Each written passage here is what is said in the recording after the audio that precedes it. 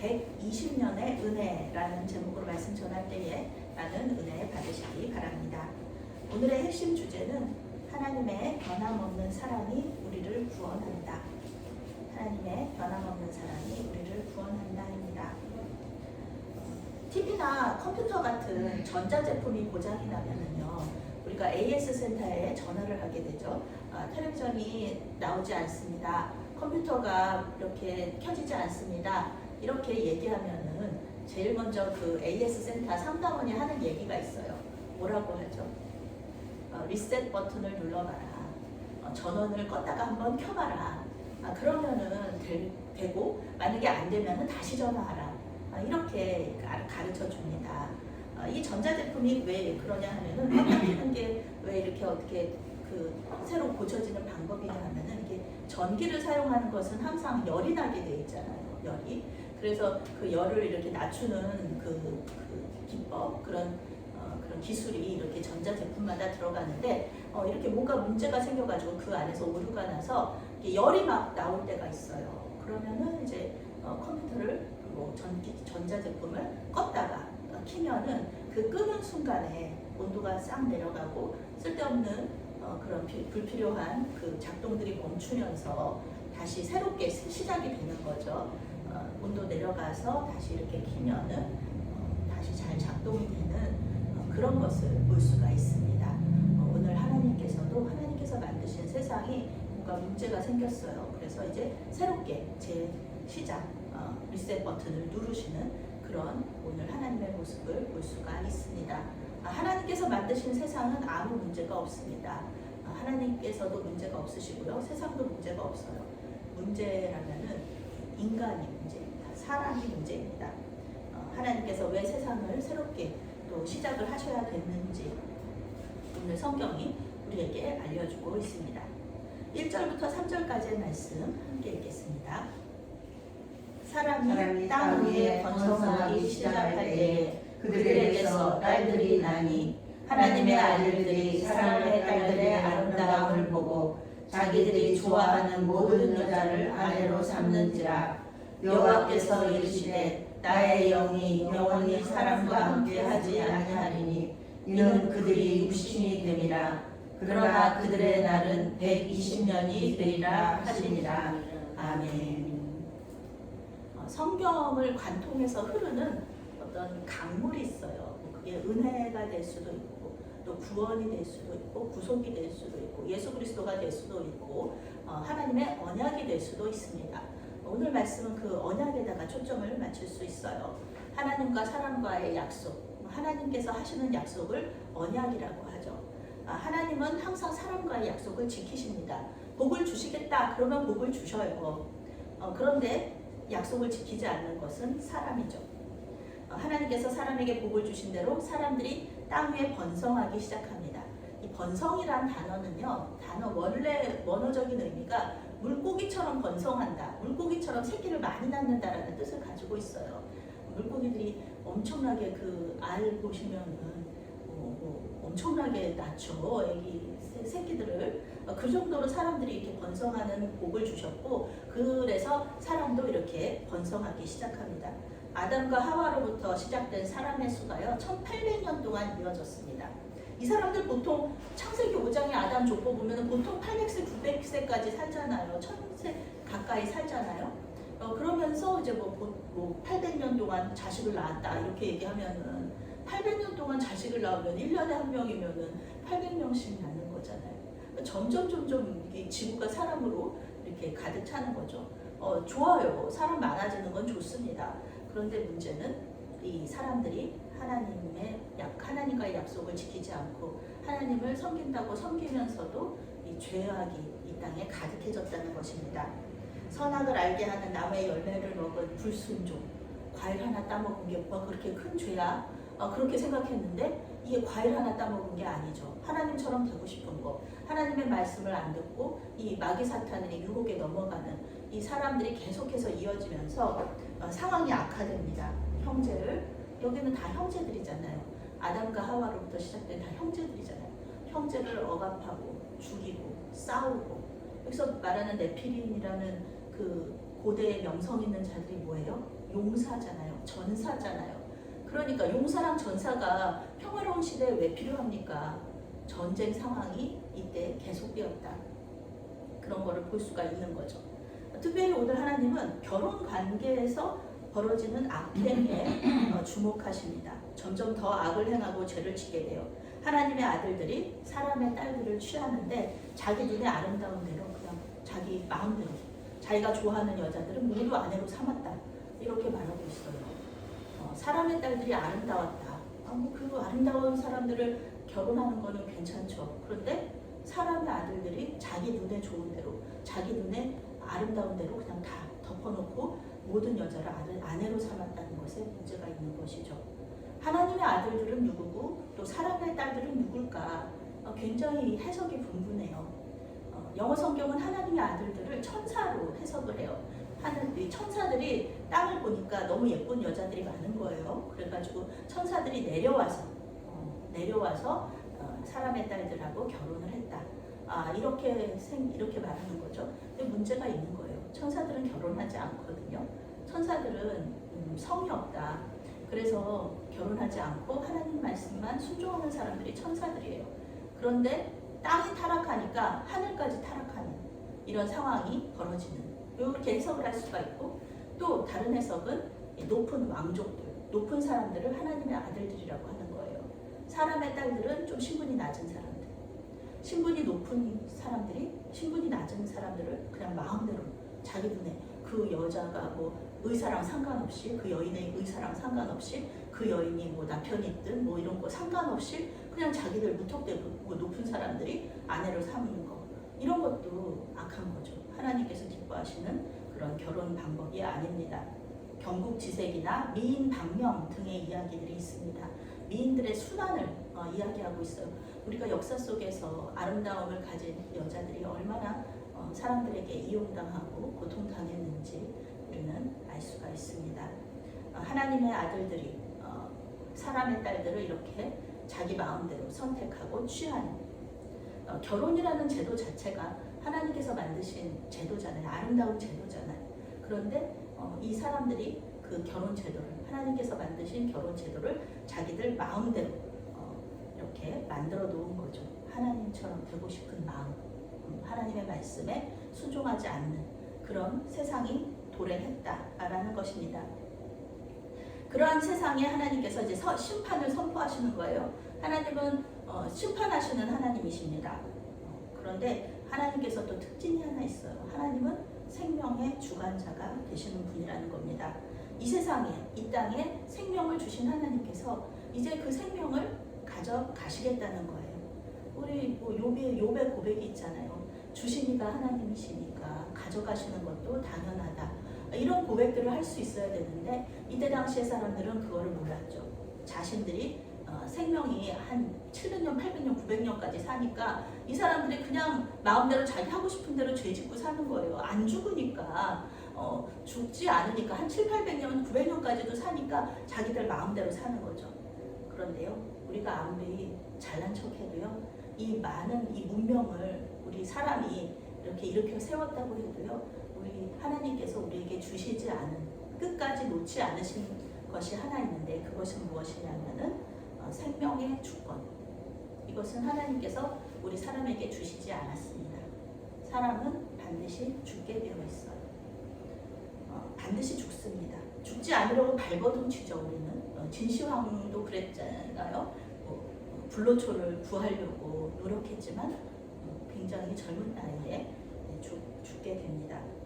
우린 죽게 되어 있습니다. 소설책이나 영화 같은 거 보면은 죽지 않으려고 뭐 젊음의 샘을 찾는다, 뭐 죽지 않는 방법을 찾아서 막 그 세상 끝까지 가는 그런 사람들이 많이 나오는데요. 그런 이야기는 그저 신화일 뿐이죠. 죽지 않은 사람은 아무도 없다라는 것입니다. 사람은 그저 하나님의 피조물에 지나지 않는다. 그것을 깨달아 알고 창조주 하나님을 이렇게 경외하는 것이 바로 지혜라는 것을 성경이 우리에게 알려주고 있습니다. 여기서 함께하지 않는다라는 단어가 나오는데요. 원어로 다투다, 설득하다라는 뜻입니다. 이제는 사람과 다투거나 사람을 설득하려고 노력하지 않겠다. 라는 뜻입니다. 그런 하나님의 경고입니다. 요 며칠 저희 조카, 넷째 조카가 저희 집에 와가지고 며칠 살았는데요. 이 조카가 밥을 안 먹고 상을 차려놔도 이렇게 오지를 않아요. 그러니까 이제 저희 권사님하고 그 조카의 엄마, 제 여동생이 이렇게 계속 밥 먹으라고 마라 그렇게 얘기하면서 셋 동안 안 오면 혼나 막 이렇게 얘기하면서 셋, 둘, 하나 이렇게 카운트를 세는 그런 경우가 있었습니다. 이거 뭐예요? 이렇게 말하면서 그 아이에게 기회를 주는 거죠. 혼나지 않을 기회. 셋 동안에 오면은 되는 거예요. 그러면 안 혼나요. 식탁에 와서 밥을 먹으면은 칭찬받죠. 아이고 우리 조카 와서 아이고 밥도 잘 먹네 칭찬받는 거죠. 하나님은 심판 중에도 긍휼을 잊지 않으시는 분입니다. 하나님의 생각은 바뀔 수 있어요. 엄마가 셋 동안 오면은 안 혼나, 셋 동안 안 오면 혼나 이렇게 기회를 주는 것처럼 하나님도 심판을 선포하셨어요.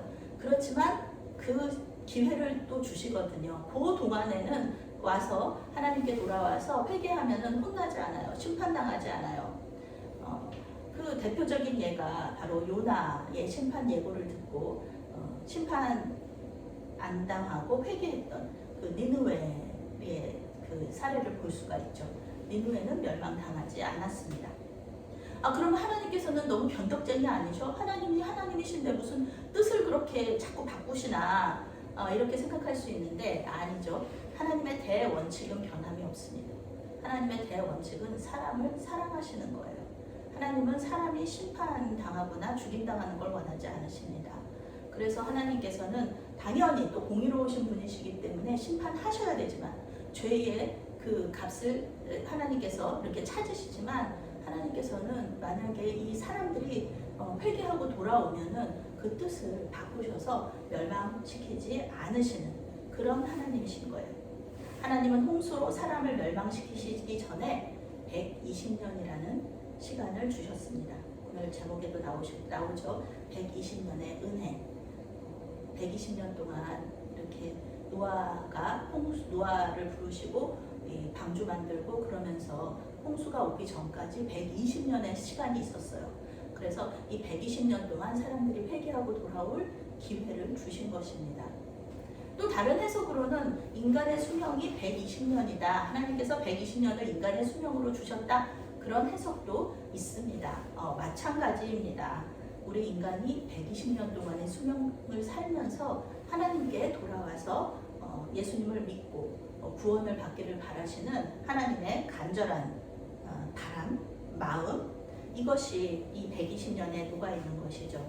하나님은 이 사람들이 110년의 삶 동안에 그 수명 동안에 돌아와서 구원받기를 간절히 원하시는 겁니다. 그러나 하나님은 이 하나님의 마음을 이 사람은 배신하죠. 그리고 하나님의 마음을 슬프게 합니다. 5절부터 7절 말씀 함께 읽겠습니다. 여호와께서 사람의 죄악이 세상에 가득함과 그의 마음으로 생각하는 모든 계획이 항상 악한 분임을 보시고 땅 위에 사람 지으셨음을 한탄하사 마음에 근심하시고 이르되 내가 창조한 사람을 내가 지면에서 쓸어버리되 사람으로부터 가축과 기는 것과 공중의 새까지 그리하리니 이는 내가 그것들을 지었음을 한탄함이니라 하시니라. 아멘. 우리가 뉴스에서요 러시아와 우크라이나의 전쟁 소식을 들으면 우리가 마음이 참 어렵습니다. 우리나라의 이야기가 아니잖아요. 그럼에도 불구하고 이 젊은 청년들이 서로 러시아 군인과 우크라이나 군인들이 서로 싸우고 죽이고 이런 거 생각하면은 마음이 무척 어렵습니다. 또한 그 전쟁 가운데 약한 사람들, 노인과 여자들과 어린아이들이 얼마나 힘들까 생각하면은 마음이 슬퍼요. 좋지 않습니다. 그래서 우리는 계속해서 그들을 위해서 기도하게 되죠. 하나님께서 죄악이 가득한 이 세상을 바라보실 때 어떤 마음이셨을까? 사람이 이렇게 죄를 선택하고요, 악을 선택하고 그러면은 행복한 것 같아도요, 불행합니다. 우리는 선하게 창조된 사람이에요. 그걸 거슬러 올라가는 거예요. 사람을 사랑하게 돼 있는데 사람을 미워해요. 사람을 살리게 창조가 됐는데 사람을 죽여요. 그러니 이 사람이 얼마나 힘들고 어렵습니까? 네, 얼마나 하나님께서는 이런 사람들을 보고 불쌍히 여기신다는 거예요. 그 죄악 중에서 고통당하는 것을 보시면서 마음에 근심하셨다. 사람들이 선을 선택하는 것이 아니라 악을 선택하는 것을 보고 하나님께서 사람 만드셨음을 후회하시고 마음에 슬픔이 가득하셨다. 이렇게 성경이 말하고 있습니다. 하나님께서 창조주 하나님, 왕이신 하나님이 이 모습을 보고 불순종하는 사람들을 보면서 분노하신 게 아니라 이 사람들이 이 하나님을 이렇게 멀리 떠나는 것을 보면서 슬퍼하셨다. 이 죄악 속에서도 하나님은 희망을 말씀하시면서 새로운 시작을 계획하고 계시다는 것을 우리 성경 속에서 볼 수가 있죠. 8절 9절 말씀 함께 읽겠습니다. 그러나 노아는 여호와께 은혜를 입었더라. 이것이 노아의 조건이라. 노아는 의인이요 당대의 완전한 자라. 그는 하나님과 동행하였으며. 여기서 노아의 족보이라 그렇게 나오는데요. 노아의 족보에 그 자손들의 이야기가 나오지 않죠. 이것은 노아의 이야기다. 영어 성경은 홍수 이야기를 노아의 이야기다, 노아에 대한 이야기다 이렇게 해석해 놓고 있습니다. 홍수에 초점을 맞추는 게 아니라요, 노아에 초점을 맞추는 것입니다. 노아는 의인이었고 그 시대의 완전한 자였다. 하나님과 동행하는 경건한 사람이었다라고 성경이 평가하고 있습니다. 그 이전에 그런데 이 노아가 행동도 잘하고 경건하고 하나님 잘 믿고 그래서 이 노아가 선택받은 것은 아닙니다. 여기 그 전에 하나님께서 이렇게 성경에서 이렇게 말해요. 노아는 여호와께 은혜를 입었더라. 은혜를 먼저 받았어요. 먼저 은혜를 받고 그 다음에 노아가 의인이고 당대의 완전한 자라는 겁니다. 하나님의 주권 가운데 노아가 선택을 받았고 노아의 어떠함과 상관없이 하나님은 노아를 기뻐하시고 호의를 베풀어 주신 것입니다. 구원받은 사람은 구원을 받을 때에 행동이 좋아서 행동이 잘해서 죄인이 아니라서 의인이라서 구원받는 것이 아닙니다.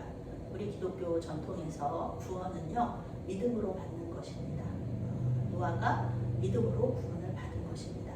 하나님을 믿기 때문에 순종하고요. 하나님을 믿기 때문에 하나님 기쁘시게 하려고 우리가 율법도 지키고 경건한 삶도 사는 것입니다. 노아는 하나님을 믿고 순종하는 의인이었고 또 그 시대의 완전한 사람이었다. 하나님과 동행했다. 이렇게 말하고 있습니다. 하나님을 잘 믿고 자녀들도 하나님을 잘 믿도록 이끌었다는 뜻입니다. 이 자녀들의 믿음, 또 이 며느리들, 또 아내의 믿음에 대해서는 성경이 말해주고 있지 않지만 자녀들이 홍수가 났을 때 이 방주에 탔다. 그 자체가 홍수에서 구원을 받았다는 그 자체가 이들의 믿음을 증명하고 있다고 볼 수 있습니다. 13절 말씀, 14절 말씀 함께 읽습니다. 하나님이 노아에게 이르시되 모든 혈육인 자의 포악함이 땅에 가득함으로 그 끝날이 내 앞에 이르렀으니 내가 그들을 땅과 함께 멸하리라. 너는 고페르 나무로 너를 위하여 방주를 만들되 그 안에 칸들을 막고 역청을 그 안팎에 칠하라. 아멘. 하나님은 노아에게 내가 세상을 이렇게 멸망시키겠다 하는 계획을 알려주셔요. 그 이유는 사람의 포악함이 땅에 가득하다. 폭력과 악이 세상에 가득하다. 사람을 억압하고 착취하고 이용하는 것, 그것이 당연한 세상이었다는 겁니다.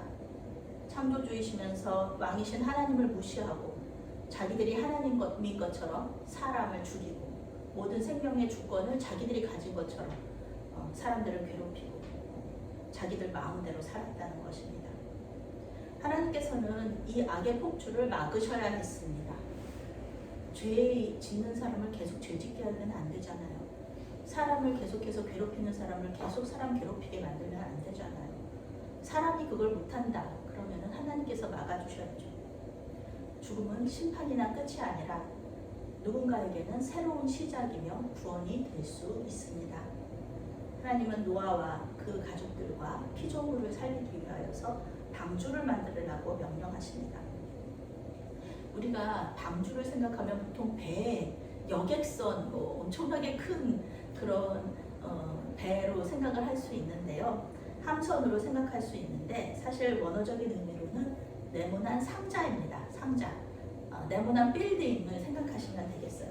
이 단어는 이제 구약에 2번 나옵니다. 한 번은 이제 모세, 아기 모세가 나일 강물에 띄워질 때 그 아기가 더 들어있었던 갈대 상자 바구니, 이것을 이렇게 아크라는 거죠.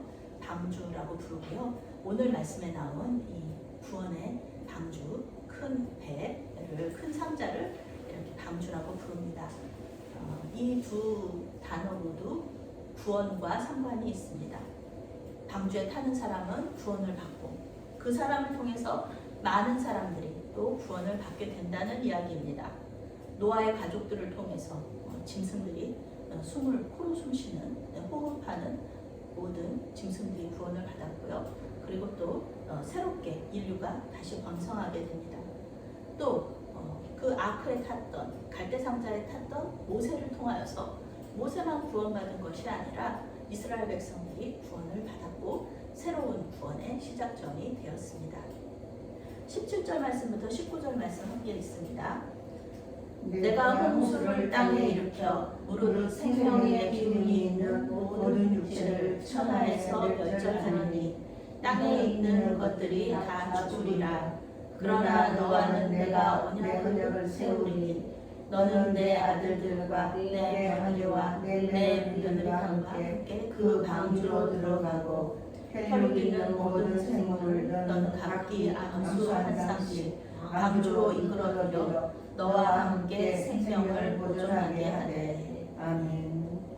드디어 하나님은 이제 홍수 심판이 가까워졌다 말씀하시죠. 방주는 3층으로 된 거대한 상자입니다. 노아의 가족, 들짐승, 또 날짐승, 파충류, 벌레들이 모두 들어가기 때문에요. 축구장 2개 크기 그리고 8층 높이를 가지고 있습니다. 학자들은 노아의 가족들과 또 이 모든 들짐승, 짐승, 벌레들 다 들어가도요 3분의 1 공간만 차지한다고 이야기합니다. 3분의 2의 공간이 남아있는 거예요. 왜 이렇게 하나님께서 설계하게 하셨을까요? 노아는 설계도대로, 하나님께서 주신 설계도대로 방주를 만들거든요. 작게 만들면 시간도 덜 들고 힘도 덜 들 텐데 왜 하나님께서는 이렇게 쓸데없이 넓은 공간, 3분의 2를 차지하는 넓은 공간을 비워둘 것이면서 만들게 하셨을까? 이 안에는요 많은 사람들이 구원받기를 바라시는 하나님의 마음이 들어있습니다. 노아의 가족뿐만 아니라 다른 사람들이 방주로 들어오기를 바라시는, 그래서 3분의 2의 공간이 가득 차기를 원하시는 하나님의 마음이 있습니다. 우리는 이러한 하나님의 마음을 알고요 그 마음으로 믿지 않는 사람들이 우리 교회 공동체 안으로, 이 전 우주적인 교회 공동체, 이 방주가 되는 전 우주적인 교회 공동체 안으로 들어오기를 기도하면서 바라야 할 것입니다. 에녹이 자기 아들 이름을 보낸다라는 그 무드셀라라고 지으면서 하나님이 홍수 심판을 보내실 것이라는 예고를 계속했던 것처럼 이제 하나님은 홍수를 일으키기로 작정하십니다. 영어 성경은 무드셀라 이름대로 하나님께서 홍수를 보낼 것이다 이렇게 번역하고 있습니다.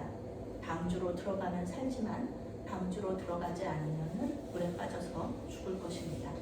120년 동안 경고하시고 그리고 또 방주에 그렇게 많은 공간을 만드셨는데도 들어가지 않고 멸망당한다면은 이에 대한 책임은 누가 져야 되는가? 하나님께 있는 것인가? 노아에게 있는 것인가? 아니면 그 방주로 들어가지 않는 것을 선택한 그 당시에 사람들에게 있는 것인가? 우리는 생각해 보아야 될 것입니다.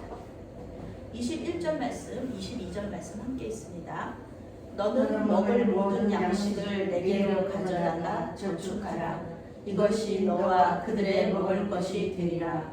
노아가 그와 같이 하여 하나님이 자기에게 명하신 대로 다 준행하였더라. 아멘. 성경은 노아가 하나님께서 명하신 대로 다 준행하였다 이렇게 평가하고 있습니다. 세번역 성경은 노아가 하나님이 명하신 대로 다 하였다, 꼭 그대로 하였다 이렇게 번역하고 있습니다. 우리의 죄성은요, 누가 우리에게 뭘 시키잖아요. 그러면은 꼭 그대로 하지 않습니다. 우리는 교회 공동체 안에서 권위와 그 질서에 순종한다고 하면서도 꼭 그대로 하지 않아요. 반드시 우리의 생각과 뜻을 집어넣습니다. 어떻게 뭐라도 글씨체를 바꾸든지 아니면 단어를 바꾸든지 해서 그대로 하지 않아요. 하나님의 말씀에 대한 것도 마찬가지입니다. 하나님의 뜻이 가장 우리에게 유익하다. 하나님이 하시는 일이 가장 좋은 것이다. 이런 거 머리로는 알죠. 그렇지만 핑계대요. 우리가 내가 기질이 너무 내성적이라서, 내가 몸이 좀 안 좋아서, 내가 건강이 나빠서 이렇게 얘기하면서요, 핑계대면서 하나님 말씀에 순종으로 반응하지 않습니다. 이것은 무슨 뜻이에요? 결국은 내가 하기 싫다는 얘기입니다. 하나님께서 말씀하시는 것이 아무리 좋은 것이라고 해도 내가 싫으면 못하는 거예요. 하나님의 말씀대로 하지 않고 내 생각과 내 뜻대로 하는 것. 이것이 바로 우리의 죄성이라고 할 수 있습니다. 그런데 노아는 그렇게 하지 않습니다. 방주를 만드는 것부터 가족들과 함께 방주 안에 들어가는 것, 그 자체가 바로 노아의 믿음을 보여주는 것이라고 할 수 있습니다. 이때 당시에는 비가 오지 않는 시대예요. 비라는 건 뭔지도 몰라요. 그리고 짐승들이 사람의 말을 듣지 않는 시대입니다. 그래서 땅이 타락해서 짐승들이 사람의 말을 듣지 않아요. 어떻게 그 많은 짐승들이 한 쌍씩 또 7쌍씩 이 배 안으로 들어올 수 있을까? 그거를 어떻게 믿을 수가 있어요? 토끼한테 말씀해 보세요. 이리로 와라 얘기해도 이 애완견들도 올까 말까인데, 말 들을까 말까인데, 그런데 하나님께서는 이 동물들이, 짐승들이 스스로 올 것이다. 하나님께서 보내시니까 스스로 노아에게 올 것이다 라고 말씀하고 계세요. 거기다가 또 이때 당시에는 큰 배가 없던 시대입니다. 이 대단한 방주를 만들었는데요. 이 8층짜리 건물 만들었는데요. 이거 한 번도 만들어보지 못한 거예요. 작은 배들만 떠다녔을 거 아니에요. 그때 당시에는. 배가 있기는 있었겠죠. 바다가 있었으니까. 그런 한 번도 해보지 않은 일들을 했었고, 또 방주에는 키와 돛이 없습니다. 배를 움직일 수 있는, 이렇게 운전할 수 있는 어떤 도구도 없었어요. 어떤 시스템도 없어요. 그냥 일단 그 안으로 들어가면은요, 그냥 흘러가는 거예요. 하나님께서 인도하시는 대로 그냥 흘러가는 겁니다. 이게 배가 깨지들지도 모르고, 또 언제까지 그러면은 먹을 거 양식을 비축해놨는데 그 비축한 것이 다 떨어져서 다 굶어 죽을 수도 있는데, 그런데 이 하나님의 인도하심 속에서 바라보고 기다려야 되는 이 방주 속으로 가족들과 함께 들어가는 노아의 모습, 이것은 보통 믿음이 아니죠. 하나님에 대한 대단한 믿음이 있었기 때문에 이 일들을 모두 순종할 수 있었던 것입니다. 이것이 노아의 믿음의 아름다움입니다. 향심기도라는 기도의 형식이 있습니다. 작년 여름에 우리 기도 수련회 때 우리 권사님과 집사님이 해보신 것이에요. 머릿속에 어떤 생각이 떠오를 때마다 미리 정해둔 거룩한 단어를 침묵 속에서 되뇌이면서 생각을 흘려보내는, 그러면서 하나님께 손에 올려드리는 그런 기도 방식이죠. 향심 기도 시간에는 우리의 생각이 어떤 생각이 떠오르는지를 우리가 관찰할 수 있어요. 항상 하나님께 계속 이 생각을 흘려보내고 하나님 손에 올려드리는 거기 때문에 내가 무슨 생각을 하는지 침묵 속에서 관찰할 수 있거든요. 제가 처음에 향심 기도를 시작했을 때 저는 이 향심 기도를 통해서 엄청나게 대단한 기도를 할 줄 알았어요. 열방을 위한 기도, 온 우주를 아우르는 기도를 할 수 있을 거라고. 왜냐하면 우리의 생각은 정말 높이 갈 수도 있고 아주 넓게 갈 수도 있는 것이잖아요. 그런데 제가 계속 이 생각들을 관찰해 보니까요, 그렇게 좁을 수가 없어요. 우리의 생각의 범위가 그렇게 좁을 수가 없습니다. 관찰하면 보통 교회 사역에 대한 생각을 많이 해요. 제가 교회 사역 이번 주일에는 뭘 해야지, 이번 주 중에는 뭘 해야지 그런 생각들을 많이 하고요. 특별히 마음에 기쁜 일이나 슬픈 일이 있을 때, 또 감정적인 변화들이 또 있고요. 또 나를 슬프게 하거나 또 화나게 하는 그런 일이 있을 때 그 일들을 또 묵상합니다. 그래서 나를 힘들게 하고 화나게 한 사람들에 대해서 복수할 방법들을 이렇게 또 생각해 보기도 해요. 우리의 생각 속에서 향신 기도 시간에. 그런데 또 하나님께서 또 내가 또 이런 복수보다는 용서를 설교했었지, 이렇게 또 생각이 나게 해주셔서 또 이렇게 그래 용서를 선택해야겠다 주님, 이렇게 또 기도를 하기도 합니다. 우리는 노아 시대 사람들과 별반 다르지 않습니다. 우리의 생각들을 관찰하면 알 수 있어요. 선한 생각보다 악한 생각이 많고요. 선한 계획보다 악한 계획을 세울 때가 더 많습니다. 그래도 우리가 그 당시 사람들처럼 멸망당하지 않는 이유는요, 하나님께서 노아에게 하셨듯이 우리에게 은혜를 베풀어 주셨기 때문에 그렇습니다. 하나님께서는 우리를 의롭다고 하시면서 우리의 생명을 구원해 주십니다. 이것은 물론 우리의 공로가 아닙니다. 예수님의 십자가 공로 덕분입니다. 우리는 그저 예수님이 우리의 방주 되시는 것, 우리의 구원자 되심을 믿기만 했을 뿐입니다. 주님을 영접했을 때 주님께서 우리와 동행해 주시는 은혜를 주셨고, 우리는 우리 안에 내주하시는 성령의 도우심으로 여기까지 올 수 있었습니다. 죽을 수밖에 없는 우리를 살리시려고 하나님의 사랑에 우리 죽을 수밖에 없는 우리를 살리시려는 그 하나님의 사랑에 순종으로 반응하시기 바랍니다. 하나님께서 말씀하신 대로 꼭 그대로 하여서 나와 온 가족이 구원받고 또 많은 사람들을 구원으로 인도하시는 저와 여러분이 되시기를 바라겠습니다. 아멘. 사랑의 하나님, 우리 주님이 구원의 방주 되심을 고백합니다. 믿지 않는 영혼들을 향한 하나님의 사랑을 전하는 우리 교회가 될 수 있도록 도와주시옵소서. 이 아침에도 주님께 예배하지 않고 등산을 가는 가나안 성도들이 등산길에 하나님의 임재를 경험하고 다시 교회 공동체 안으로 들어올 수 있도록 인도하여 주시옵소서. 우리의 생각과 계획을 통해 주님의 구원 사역이 이루어지게 하여 주시옵소서. 예수님의 이름으로 기도합니다. 아멘.